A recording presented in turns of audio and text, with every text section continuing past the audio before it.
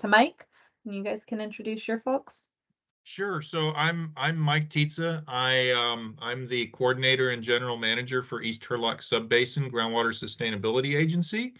And I've asked several key team members to participate today. Obviously, it's not our entire team, but just what we thought would be representative to give you a good overview and that could help answer questions and help with the presentation. So with that, maybe I'll turn it over to Sarah. Sure. Thank you. Hi, Sarah Wolf. I'm the general manager for Eastside Water District, which is water district within ETS GSA, which is our Eastside Turlock GSA, and the Greater Turlock Subbasin. So, and Debbie, I'll turn it over to you, Debbie. Thank you, Sarah.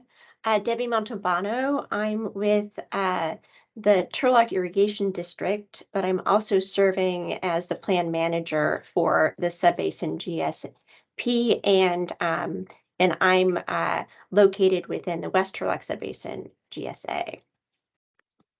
Daniel? Yeah, good morning. Daniel Mountjoy with Sustainable Conservation.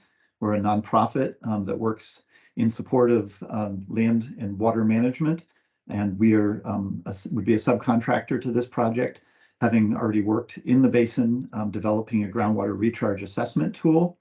And we'll talk more about that later, but I lead our water programs.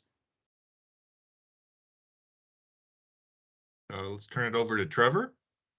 Good morning. My name is Trevor Hutton, representing East Merced Resource Conservation District. I'm an irrigation specialist with that group. And on the line also is Ursula Stock, our East Merced RCD manager. I'm not sure if she has audio or not. I am here. Can you hear me? Yes. Yeah. Okay, I'm sorry, my camera doesn't seem to want to turn on. I'll get to that later, but yes, I'm the manager, and we're excited to be on this call. Thank you. All right. Is that it? Is that everybody? Yep. Cool. All right. So maybe just a little background going into this. I mean, you guys have read the guidelines and you saw the program, but you know, this is the second round of funding for relatively new program that the department has stood up last year. It's a program that we modeled after our some of the work we're doing in Forest and Fire. We're at the conference we're at right now, where we really are trying to empower regions to lead climate resilience work and like help regional leaders build networks below and around them to support that work. So in some ways, in many ways, it's kind of a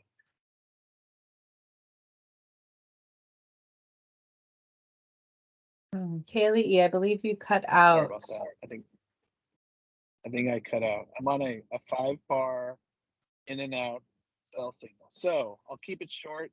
I'll let you guys go in, but we're just really excited. These have been fun interviews to have, to meet everybody, and we appreciate you guys bringing so many of your partners to the meeting. So I guess I'll hand it over to Mike. Or is that who I should hand it to? Whoever you guys want to start. Mm-hmm. So should we start with our presentation at this point? Yes, please. Yeah. Then we'll, okay. Oh, and then we'll. So, sorry, Mike.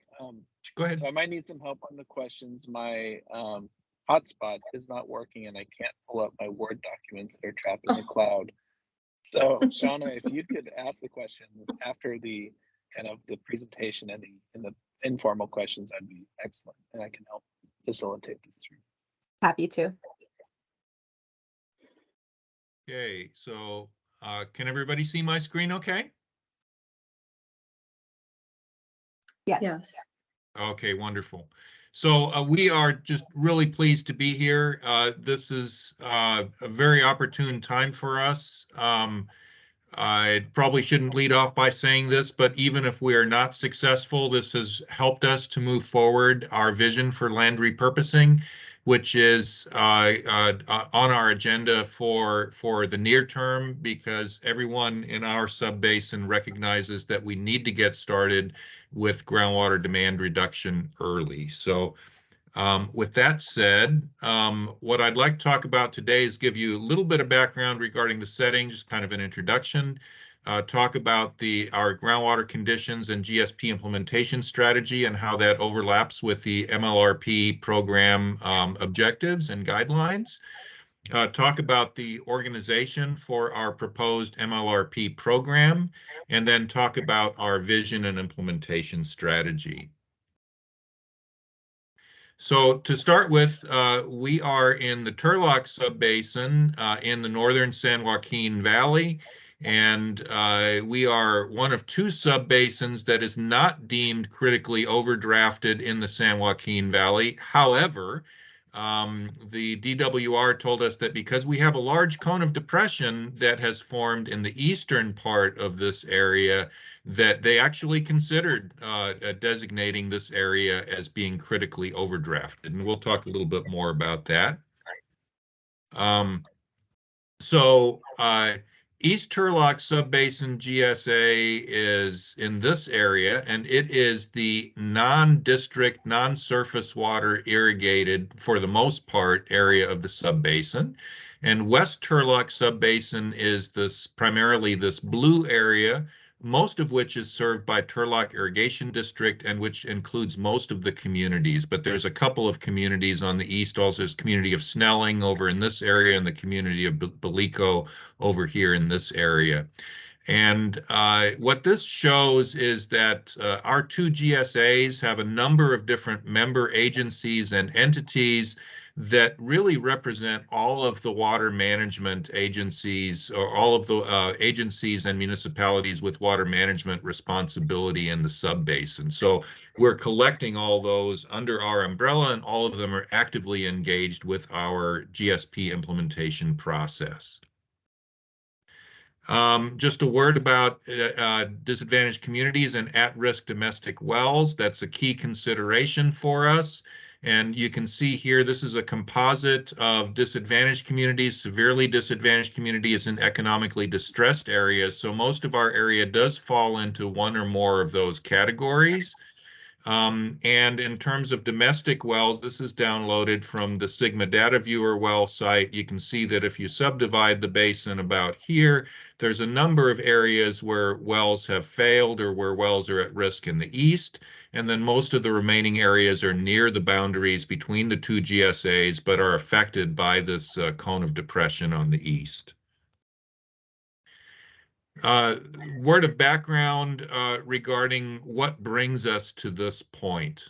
So this graph on the left here, which is relatively busy, this shows groundwater demand and irrigation and the estimated long-term average sustainable yield, which you can see that historically we've exceeded and we're projected to exceed under a no action alternative.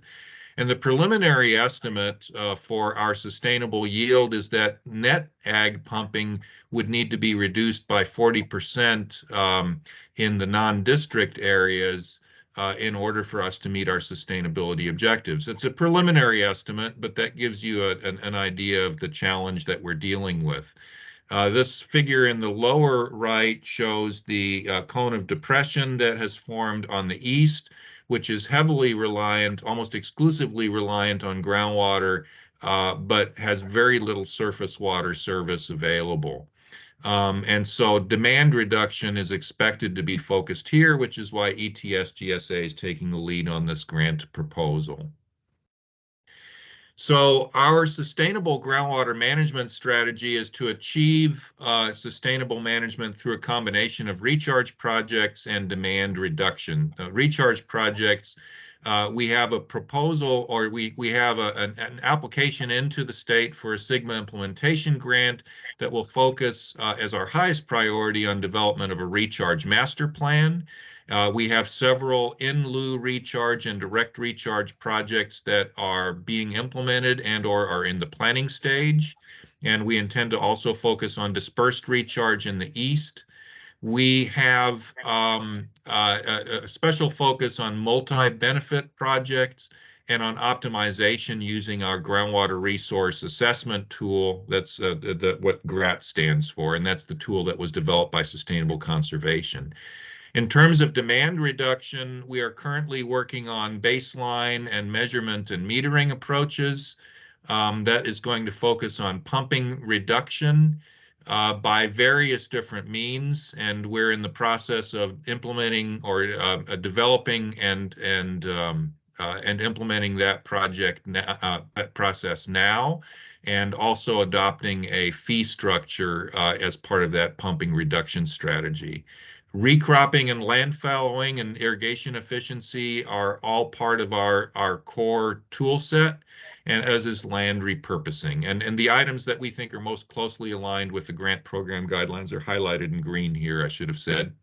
In terms of our strategy, we are very much recognizing that this needs to be a regional planning and collaboration effort. That's where we've seen, sort of the biggest pitfall is if you start and you don't have good regional planning and collaboration. We're fortunate in that we have a constituency that wants to start early, and we want to ramp up then and adapt as needed. So we want to get going now with a substantial reduction and then adjust and either reduce more or less as we go.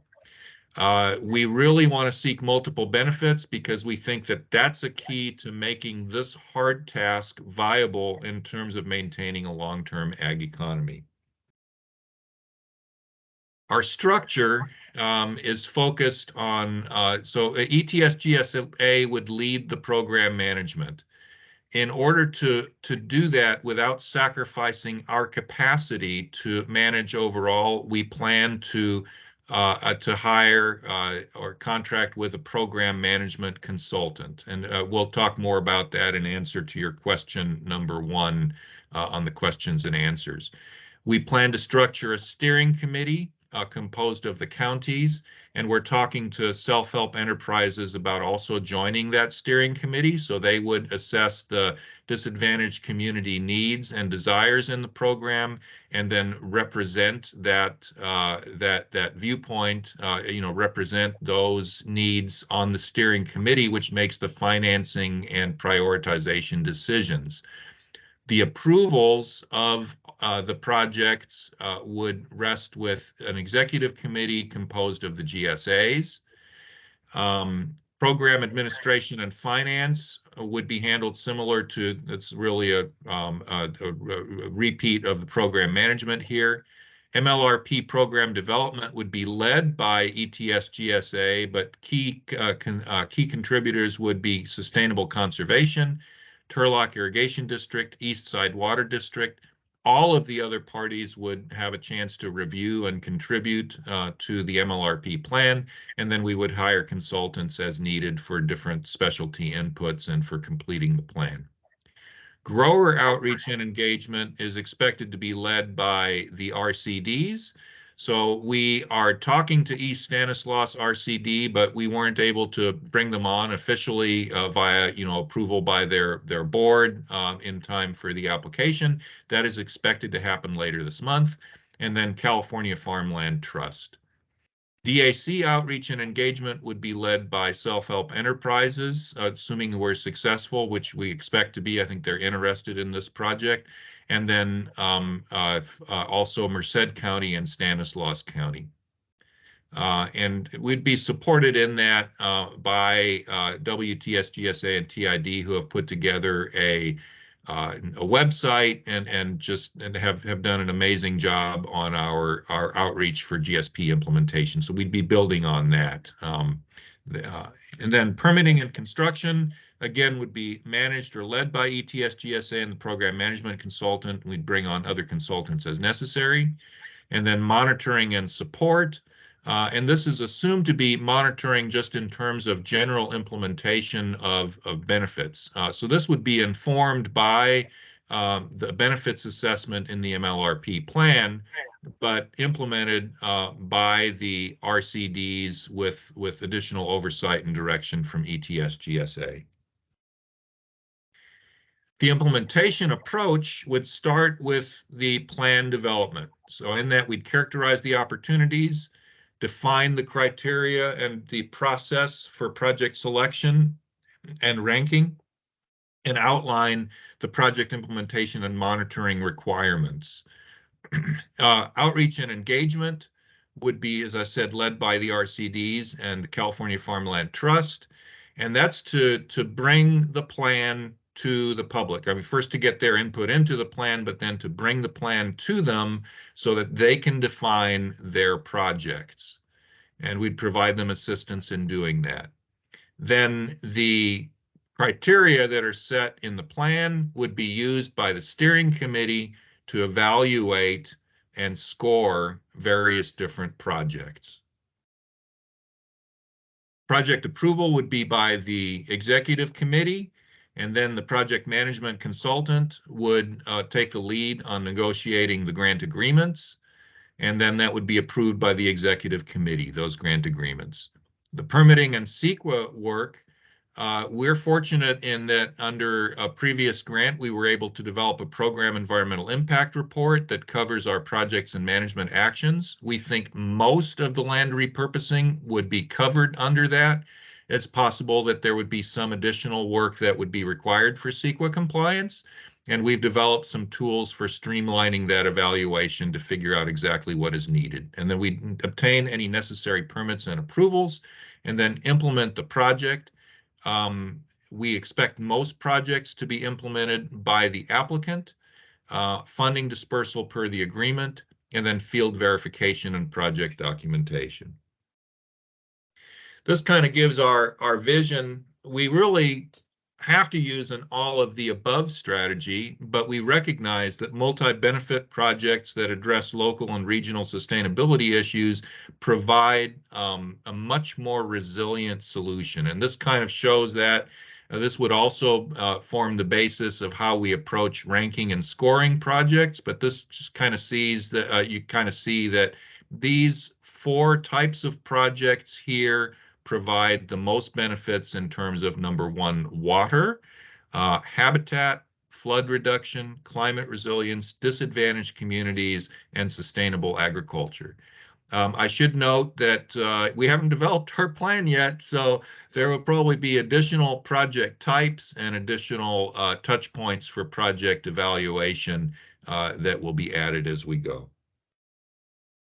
So one thing that we're relatively bullish on is orchard swale rewilding. The figure that you see on the left is for a project that I recently completed for an orchard development that considers biological habitat protection. A lot of our rolling foothill topography in years past, these orchard swales had orchards put all the way through them. In general, interestingly, the trees in those swales don't do as well.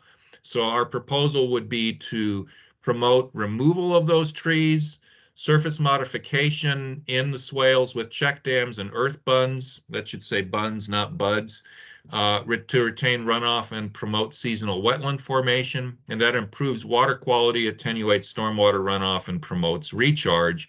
But we also recognize that in the rolling foothills, the amount of recharge that we can get into the subsurface may be limited by impeding layers. Nevertheless, significant benefits, significant reduction in groundwater demand. The second thing that we're bullish on is floodplain reconnection. In the lower reaches of our local creeks, we've found through stable isotope analysis that there's a lot of surface water recharge that occurs in those areas, and using approaches such as beaver dam analogs to retain and spread that water onto the floodplains and designating agricultural lands for doing that, I think is a very winning strategy for us. This shows an example that's modified from a project that I'm working on in Southern California that, these here would be the beaver dam analogs that would spread the water. And in this case, there's berms that are built up across the floodplain and borrow areas used to build the berms that are then converted into wetland and pond habitat areas for this particular project. It just kind of shows an example of what can be done. The benefits here are similar to the orchard swale rewilding, except that there's a greater recharge benefit and higher quality habitat that may be promoted by this kind of an approach. So with that, I'll turn it over to Daniel. Yeah, just one more sort of project concept idea here is recharge or storage, groundwater storage basins. Again, this is converting cropland at optimal recharge locations where the subsurface conditions are appropriate to capture and infiltrate runoff. And these would be both have benefits for reduced groundwater demand by taking orchards out, but also increasing groundwater supply, and designed for habitat benefit as well as water quality and storm reduction benefits. Next slide, Mike. I want to talk next about some of the tools that we're looking at using to develop the ranking criteria. There's a lot of resources that have already been put into this region, into this subbasin. Pod Groundwater developed a recharge suitability index that helps us analyze the various soils in this eastern region. And there are, in fact, some good locations for infiltration, not just through the soil layer, but into the groundwater as well.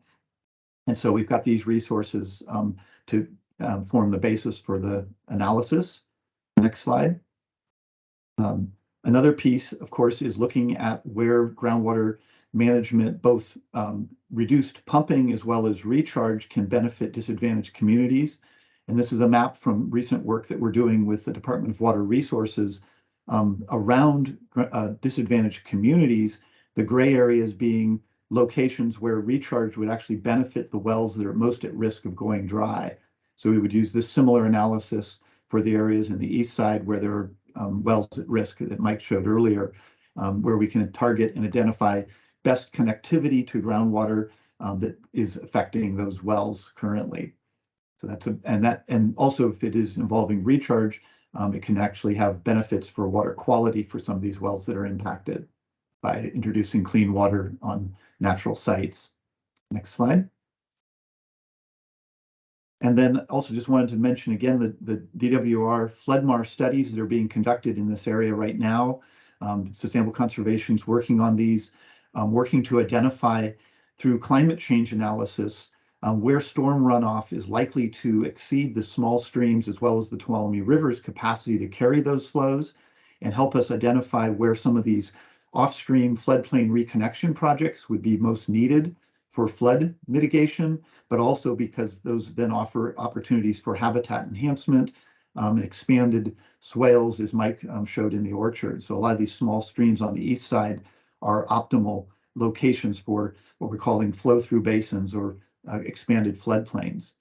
And then, as I mentioned in my intro, we've developed this groundwater recharge assessment tool for the entire sub-basin that allows us to analyze a number of factors, but would be updated for this study to align some of these multiple objectives of the MLRP program with the recharge benefits and be able to spatially evaluate these daily stream flows that we're pulling from DWR and maximize the benefits for outcomes for the projects that would be submitted by local landowners. So those are all tools we have at our disposal and some to be refined. Next slide is you, Mike. Yeah, so just to sum up, we have a significant challenge. We need to decrease groundwater demand in an area that has limited surface water availability, and we want to do this while maintaining a viable agricultural economy. That is for the purpose not only of the growers, but the disadvantaged communities in the area. The opportunity is to leverage existing collaborative water management partnerships and ongoing work, and to adapt repurposing strategies to local conditions that provide multiple benefits. And so our approach would be to develop a framework and build capacity with an emphasis on projects that provide environmental and DAC benefits. And with that, I'll end and turn it over for questions. Hang on a second. I think I can stop presenting. There we go. Thank you so much. Sorry, is my camera working? Because it's just still black on my screen. Yes, Yep, it we is. can see you. So, of course, everything goes haywire when I pre-tested everything this morning and it came out here. But now, does anybody have any questions? I've got a couple, but I want to see if any of the other reviewers have questions for the team. I have one. Cassidy, it looks like you're off mute, so why don't you go first? Okay, thanks, Shauna. Not too much. I was just wondering if it sounded like you had mentioned DWR, but are there other state agencies or grant programs that you're either looking at or currently working with? So the primary grant program that we as the GSAs in the sub-basin have been working with is the DWR grant program for Sigma implementation. However, our constituent agencies and team members have experience with or are currently engaged in other areas in terms of grants from USDA, NRCS, Department of Energy, State Water Resources Control Board, and those are just a few. And I think Daniel, I think you as well as East Merced RCD have some ongoing grants in the area that you're working with. You want to speak to those?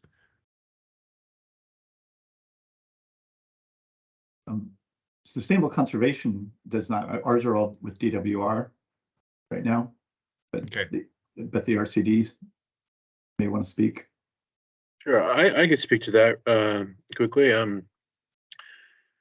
Most relevantly, right now, probably the RCD has 2 grants or 3 grants that really align well with the MLRP project. We have a grant through CDFA for a program called WETA, which is Water Efficiency Technical Assistance.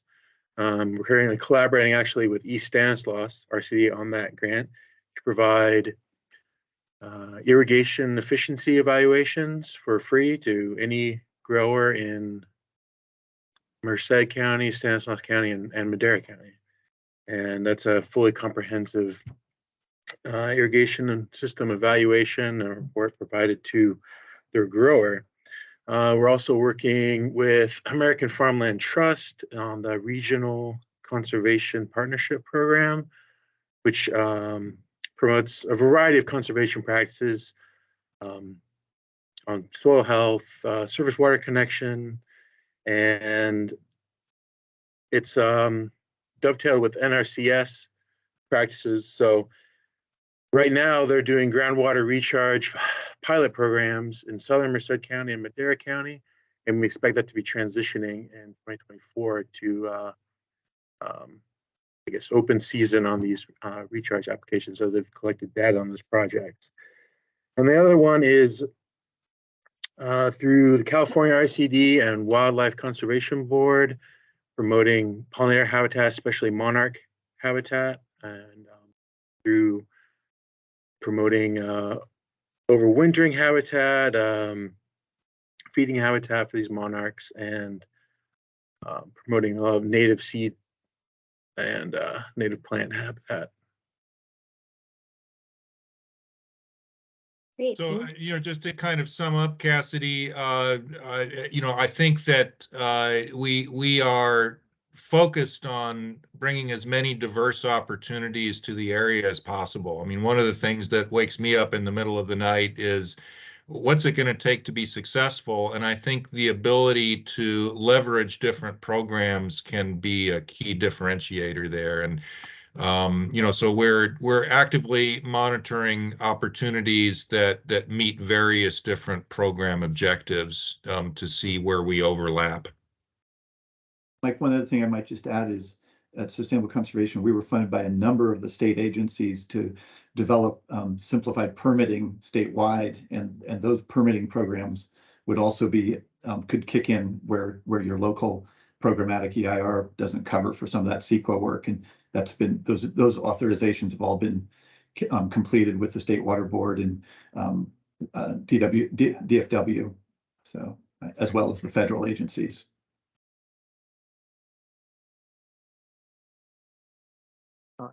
Thank Other you. questions?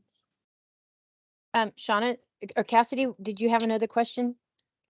I think that was it for me, and thank you for your response. It was really comprehensive and great to see that you've got those existing relationships, because I was initially thinking of some of our WCB and CDFA grants as maybe being complementary. So it sounds like you're already on some of that. But yeah, go ahead. I think that's it for me. Thank you. How do you go ahead, Dana or Dana? Thanks. I was curious, can you talk a little bit more about the self-help enterprises? Who they are, what they're doing? You've identified them as a potential member of the steering committee, but can you talk a little bit more about where they, what they do in the region and Right. their alignment with what you're doing?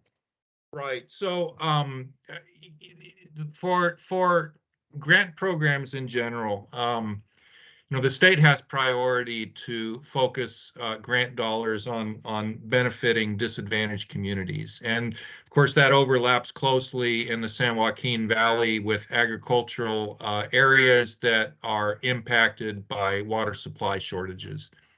And, a key component is always, well, how do you meaningfully engage them? And I've been involved in many projects where the the projects reach out and form a citizens advisory committee, that sort of thing.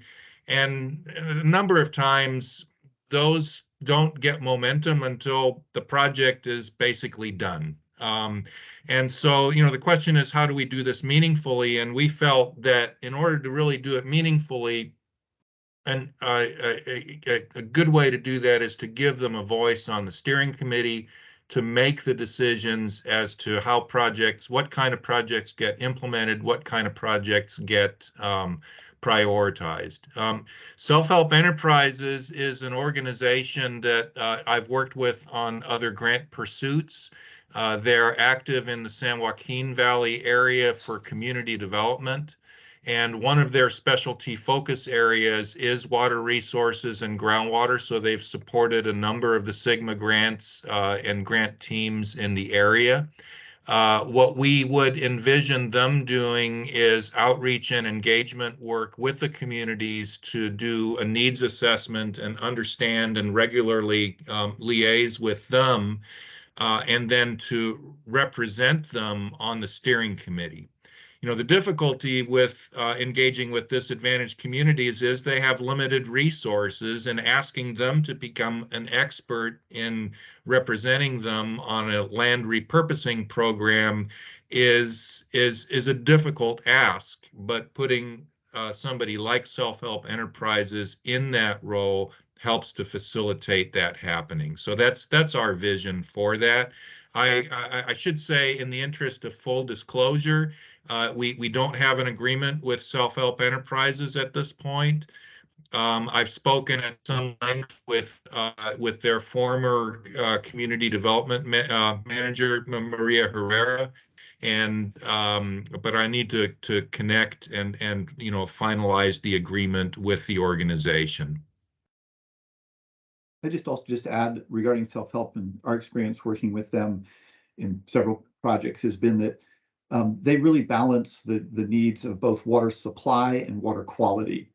And because they interact with the communities, it's not one or the other. They really provide quite a practical approach to, do the communities need water in the short term, and help think through what are those strategies. Some communities would rather have showers but not be able to drink the water, rather than to make sure that it's always drinkable first. And it's not an all or nothing with self-help. They really engage with the communities to figure out what those balances are, and get that voice of the community back to those that are working on projects. Thank you. I appreciate that, kind of expanding on their role. Shauna, I didn't have anything else. Great. So I was hoping that you could clarify. You talked about some of the work that's being done on the west side, the work that you're planning on the east side. I was hoping that you could provide clarity about where the MLRP funds would focus. Are you planning on focusing most of the MLRP funds on the work on the east side? Will the funds also support work on the west side? What's your vision there? So let me start and then let Debbie finish. We are very much aware that we are two GSAs working across a boundary that is a management construct, and the natural system is connected. And we do see the effects of pumping, throughout the subbasin. It's focused on the east side. So that's where we think our biggest return on the dollar is going to be. And we have embraced that we need to do a land repurposing program, that we need to take some agricultural land out of production or repurpose it or decrease its water demand. It has yet to be determined whether that's necessary on the west side, but we're very much seeing this as a partnership between the east and the west in terms of planning activities overall that would be applicable to both sides. But we anticipate that most or all of the implementation funding would occur on the east side. I mean, I think we're open to it on the west. It's just not an official program there, and the need has yet to be determined. So that probably said too much, Debbie. I don't want to take away from. Go ahead. No, I think that makes sense. Uh, Mike is correct in that much of the pumping beyond the sustainable water supply is occurring over on the eastern side, but it's also that cone of depression has grown over the years. It started in the 60s and gradually has grown. And so over time, it has impacted the ability for people over on the western side to pump. And has resulted in some domestic wells that have gone dry historically, and in the ability for growers within the Turlock Irrigation District, which I represent, as well as the district itself, to provide water in dry years. And even though we have an ongoing conjunctive use program that has historically helped to recharge the western side of the subbasin, and as well as assist the east. And so that's part of the dynamic within this subbasin, and the where both the east and the west are working together to help find solutions to help this subbasin be sustainable. And so so we're connected. What happens on the west is impacting the east and vice versa. And so we're working together to find those solutions.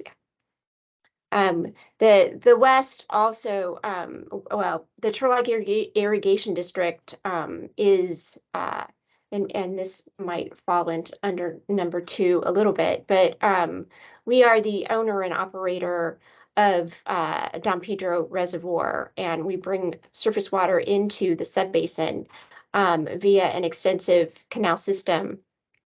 And so we have an ongoing conjunctive use program, and we're looking to expand the use of floodwater. We have an application with the State Department of Water Resources to make use of stormwater flows, and those areas extend into the eastern side of our subbasin as well. And so into the future, we're hoping to be able to provide more water within the subbasin and address flood control concerns and other things, as well as help to stabilize the subbasin, make it sustainable. Yeah, I think just, to kind of sum up, for a program of this size, nature, and scope, there isn't a successful pathway without going into it with both GSAs together. So that means that some, planning and implementation funding would be provided to WTS GSA to make that happen. But we anticipate most of the projects would be on the east side.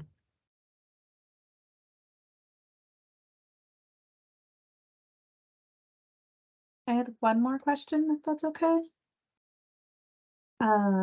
So in your discussion, I was curious if you have any plans to do any outreach or engagement with tribes in the region or tribes where these lands are considered their homelands. So certainly that is something that would be part of our outreach and engagement. Historically, the tribes have not had as much of an interest in our particular region. When we do CEQA related work, or for example, for our PEIR, they were engaged, and there is tribal engagement there, and we do have commitments for their engagement and outreach around projects. However, they have not been very active. So, at this point, we have not reached out to them regarding the MLRP grant, but that would happen as the work moves forward in terms of plan finalization, and then certainly, the analysis for individual projects.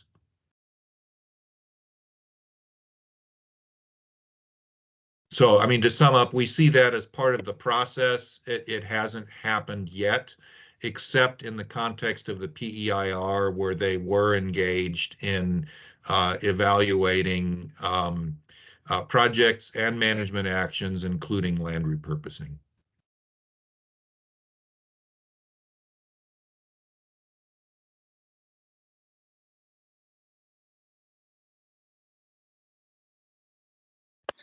If I may make a brief comment on that from East Merced, we have been trying to engage tribes, but my understanding at this point, which may not be correct, is we have no tribal representation in Merced County.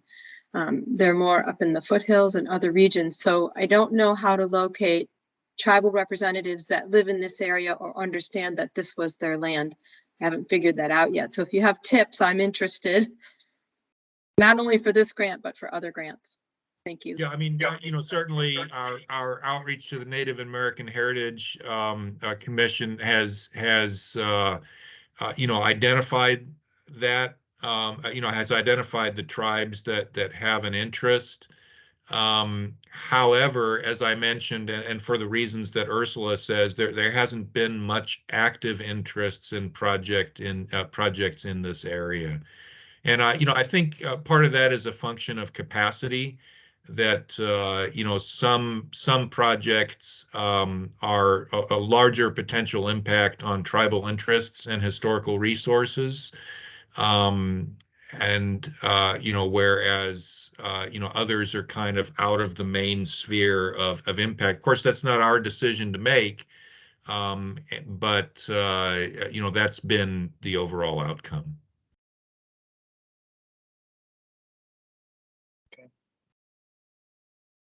Shauna, did you have any more questions? Nope, that's it for me. So my only suggestion for the tribal issues is, a lot of the tribes in your region are not federally recognized and are small and, maintained through familial and kind of tight cultural connections. So they aren't easy to just send a letter to and find. We were just at an event at Fresno State, and there were a whole bunch of tribes from the region, or tribal members from the region there, and kind of you could tell that they were interconnected, and it was a small tight community. So maybe through the state colleges, the Native American programs there, or we can also check with people throughout our state sources to see if we can connect you better. But I agree, when you go to the Native American Heritage Commission, they're looking for the formal channels, not so much like who are for these other more informal channels. I had two questions. One is kind of, I could just Google it, but since you guys are here, I don't really understand what a cone of depression is. Okay. And I wondered if you could give me a quick description of that, because it sounds like it's something that's expanding, and then I have a different question after that. Yeah, so one of the ways that we or maybe the primary way that we analyze the health of the groundwater basin is through groundwater levels and groundwater level responses. And anytime that you withdraw water, you take some water out of storage, and that induces flow toward a well, and that cone of depression that where water is drawn down by the well that causes water to flow towards it, that's the cone of depression. And in our case, on the east side, we're dealing with aquifers that are highly productive but don't get much recharge. And so over time, there's been that depression that has formed around those wells and around that area. And the concern is that it's moved on toward the rivers. So we're now pulling in water from the rivers. And that's inevitable whenever you pump water from a well in an aquifer that's connected to a river, but we need to set a limit on it. So we've set specific management criteria that we want to achieve, that we want water levels and the flow from the rivers to be maintained near those rivers. And our approaches to, especially the floodplain reconnection, but also our other approaches help that to occur. And the best recharge that you can implement is the groundwater that you don't pump. Right. Thank you. Second question, and you kind of touched on this indirectly, but the term land repurposing is, it goes straight to the act of changing land use. But one of the goals of this program is to maintain viable agricultural economies in light of the reductions of water. And I think one of the problems with the term land repurposing is that it really scares farmers and landowners and those who care about agriculture. So there's a lot of cultural fear to get over to talk to landowners and get them kind of interested in the program. I was curious if what your experience has been with the landowners and the farmers around the subject. Is there, an increasing openness to talking about land repurposing or changing land use to reduce water beyond just, I don't know, like for landowners to engage as partners in accomplishment of this larger landscape regional goal? I mean, you're putting your finger on something that ultimately is the key to success. Can you implement a program where you move forward together, or are you pushing people into a situation where they call their attorneys? Is kind of what it comes down to.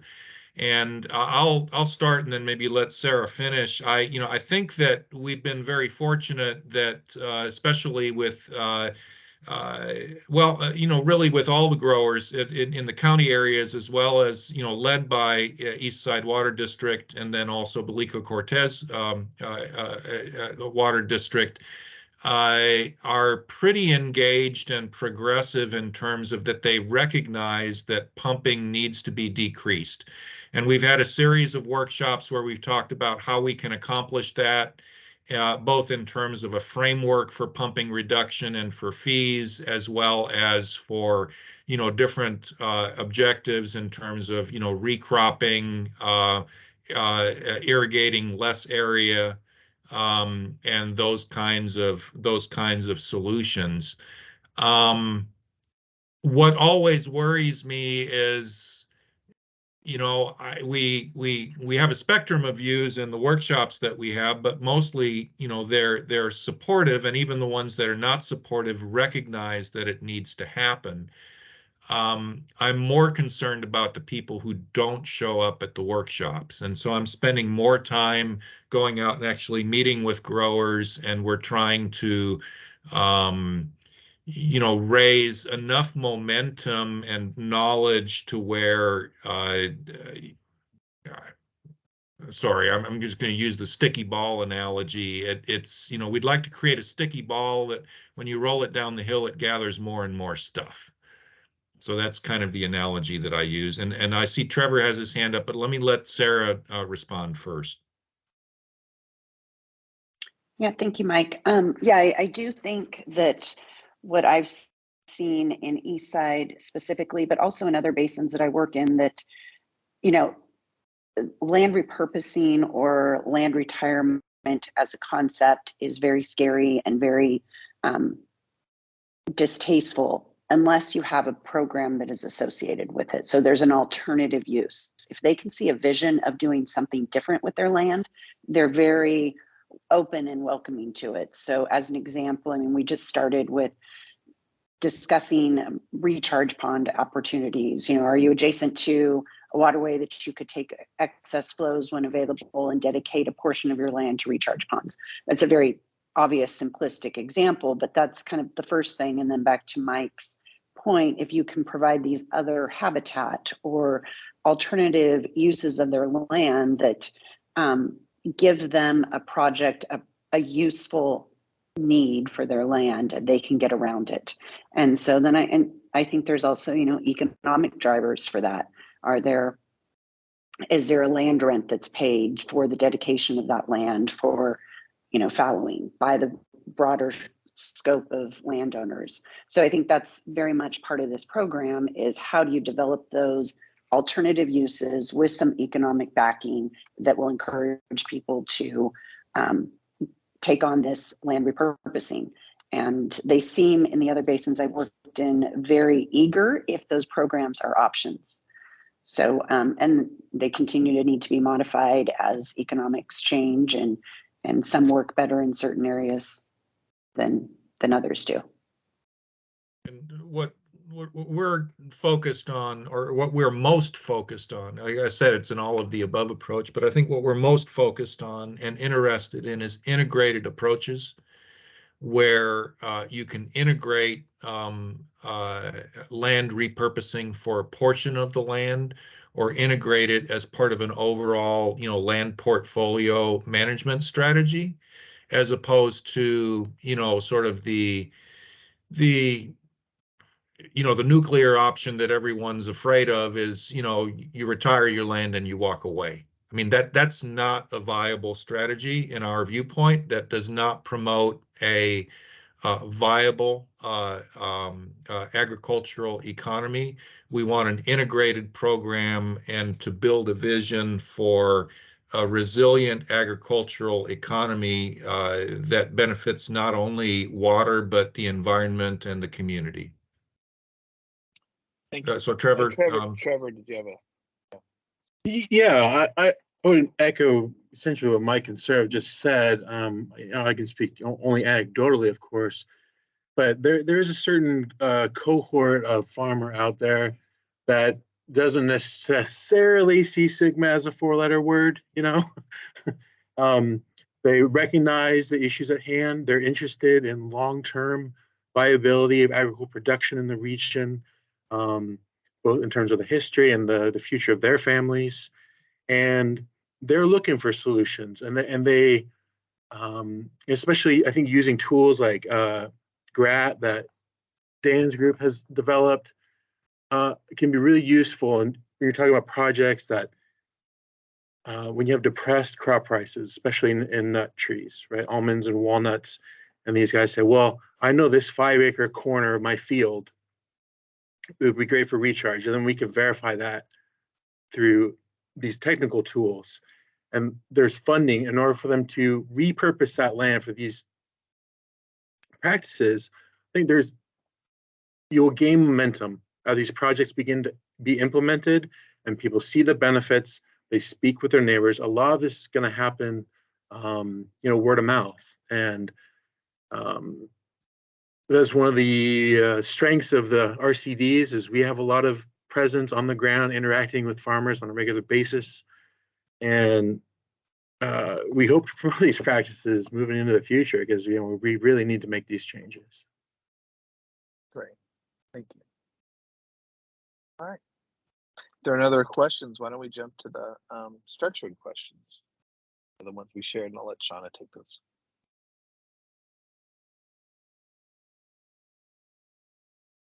Every time. Okay, so I'm off mute, yes?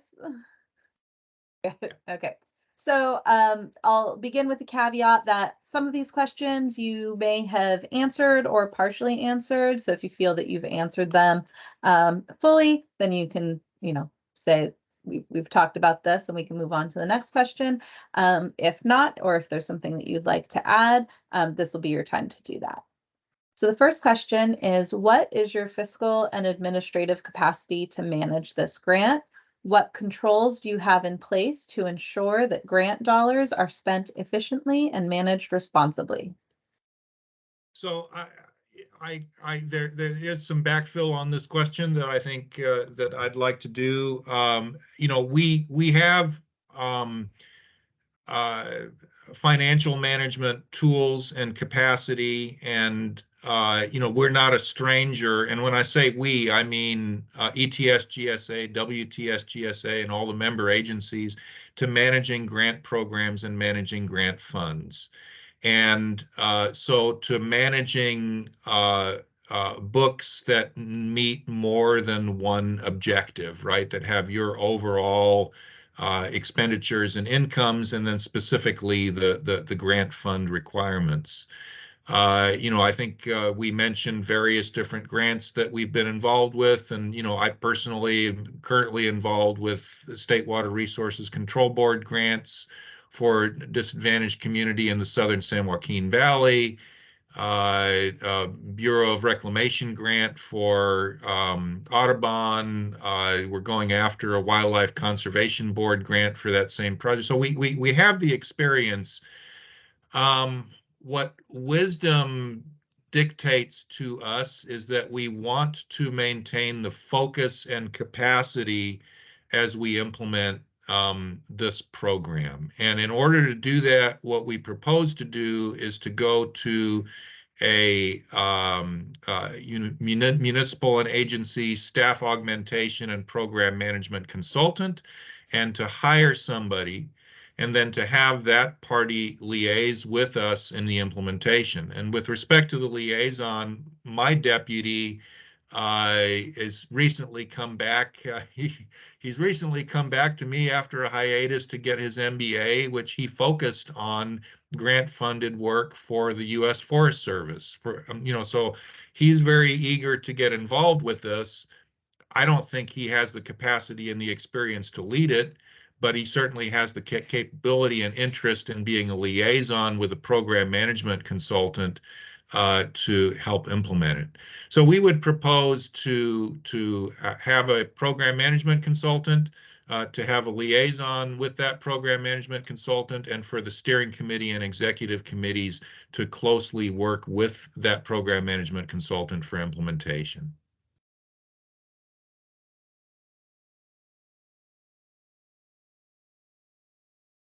Just taking notes.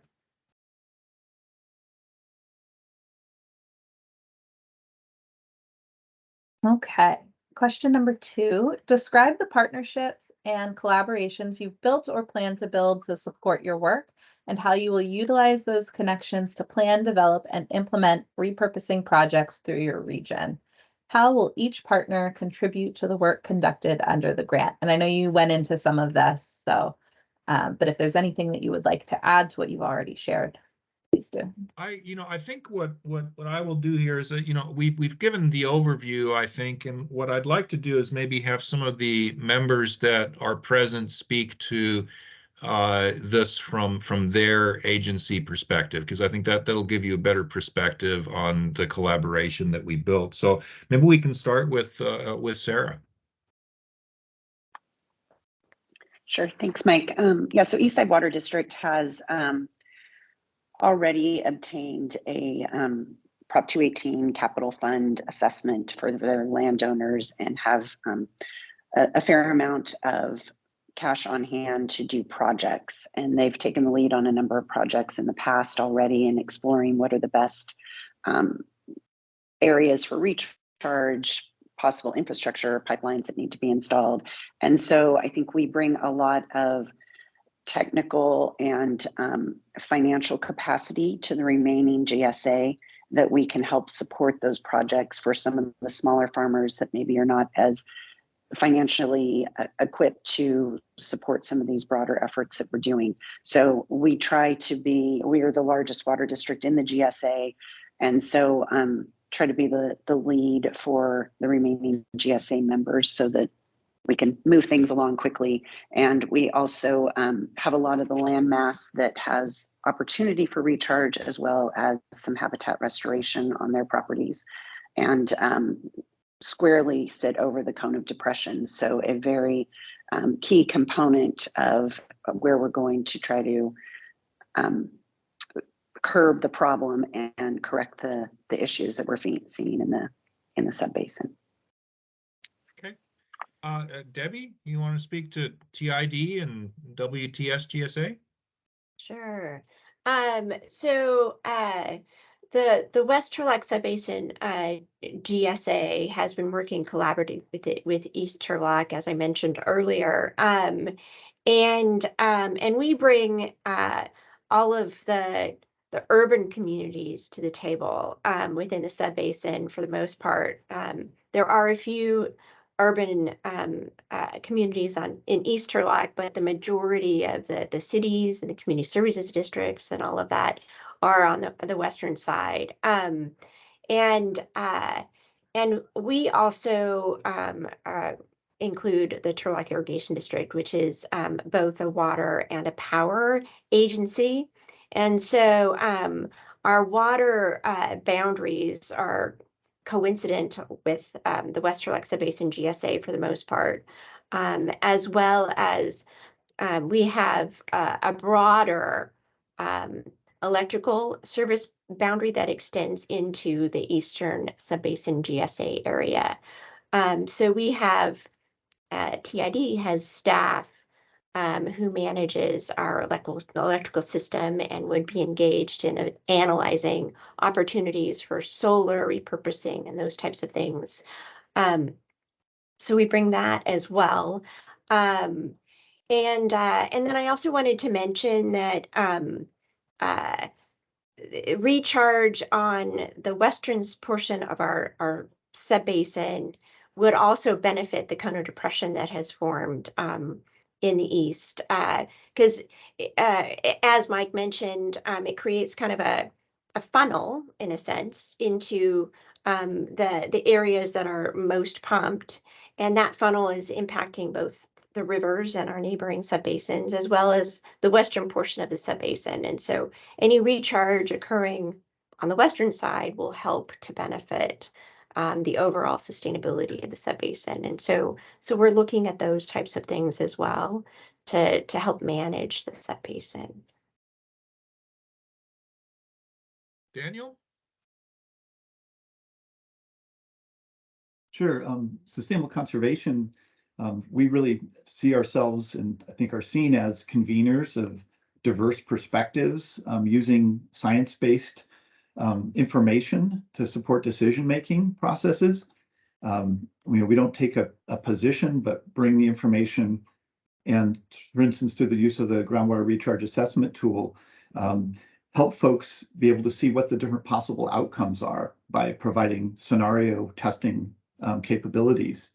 And the facilitation of those conversations oftentimes is between folks with very different outcomes in mind and different objectives, and we can help play out what do those different outcomes mean for each group so that decisions are fully informed and transparent. And then also we do a lot of interagency facilitation around regulatory and policy issues that concern outcomes for the environment, for communities, and for the economy. And so I think our role in this project is mostly on the science and decision support side of things, developing the ranking criteria, and as I mentioned earlier, perhaps helping with some of the permitting, advising on the permitting side to make sure that the programmatic permits that have been negotiated can be applied in this area to the projects being envisioned. Okay, and with that, I'll turn it over to Trevor and Ursula. I'd just say that, a lot of our capacity building, I think, would be focused on the RCDs and California Farmland Trust, because I think that's our natural bridge to really, on the ground implementation. Yeah, I'd say that is really one of the strengths of the RCD is our history of collaboration with partner organizations in the area. And it really comes at a time when we're expanding the RCD's capacity to do these projects. We're in the process of expanding our staff, and recently we're approached by Blue Diamond, who received a $45 million grant from USDA, I believe, to promote sustainable ag practices, to assist them with outreach in the region. And, you know, we have a great relationship with NRCS and UCNR, and the RCDs, UCNR, and NRCS recently formalized that spirit of cooperation with a MOU a few months ago. And I really see the RCD's role as really dovetailing nicely with the goals of land repurposing. And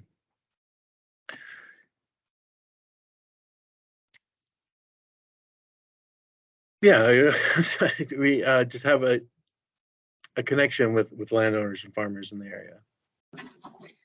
I wanted to Ursula? highlight one thing, Trevor. The connection is with the landowners is significant, and where that comes in is from our other grants.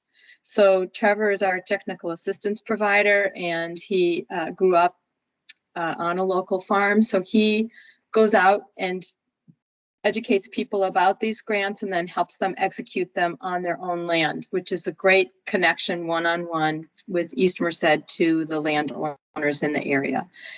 And we market those, and it's free programs for them to, if they're interested in the free programs we offer. We have no regulatory authority, it's only open, but that's where our real bridge is to our partnerships and the landowner.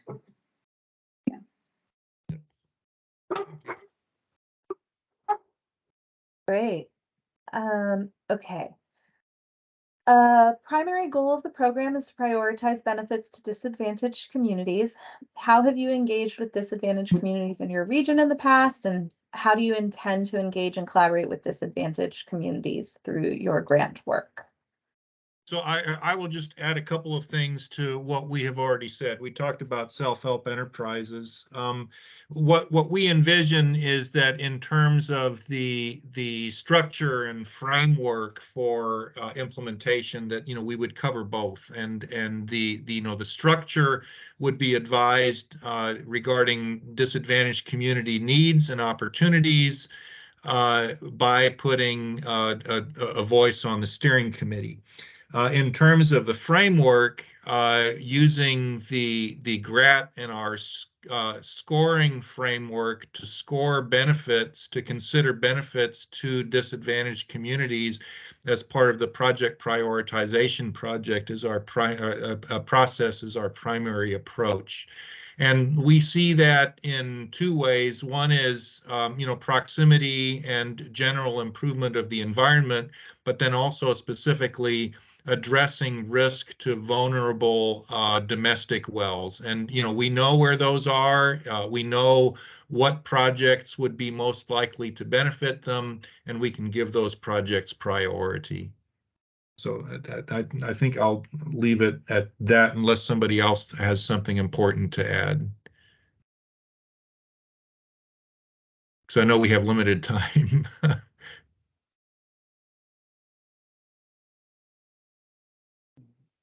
Oh, one additional thing, I apologize, is that one additional scoring consideration would be financial capacity.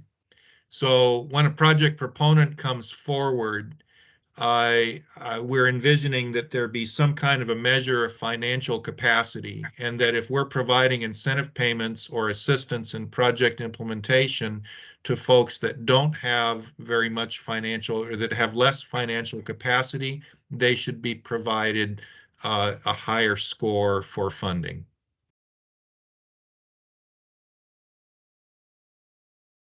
And when you say financial capacity, that we mean in terms of need or ability, not in terms of financial management. I think I think really both. Not management, but I think cash on hand to implement changes is really what the intention is there. Okay. All right. And in our last couple of minutes, just kind of a blanket statement, these grants are intended to be partnerships between the state and the regional block grant recipients. So as part of the grant, you'd attend monthly meetings with the department and the statewide support entity to ensure that you're supported in your work. So if you were to receive funding, what immediate support would you need from the department or the statewide support entity, or what additional support might you need as your grant progresses? So the immediate needs that we envision, and this is something that where we would propose to meet to talk about, a list of priority items. But the immediate needs coming out of this meeting is a tribal outreach and engagement, because again, this is not.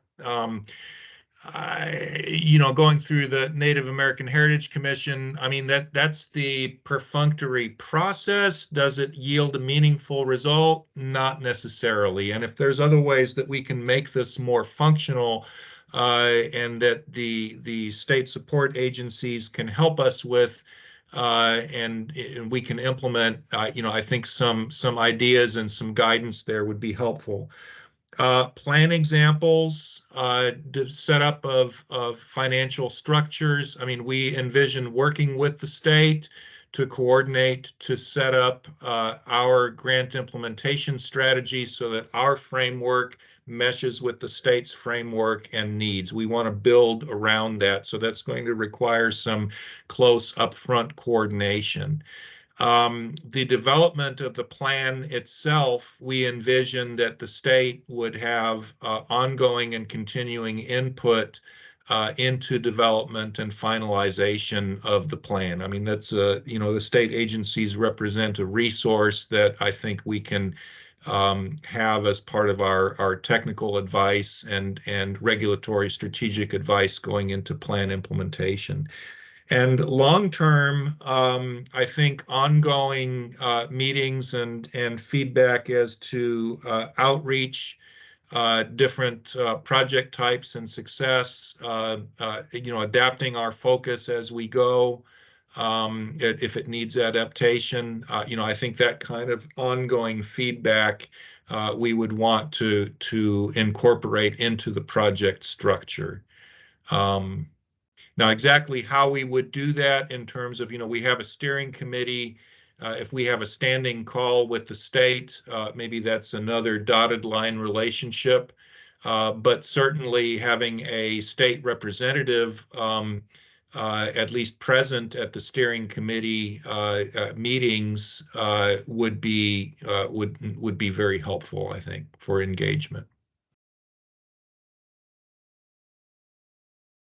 Does anybody else have anything to add there?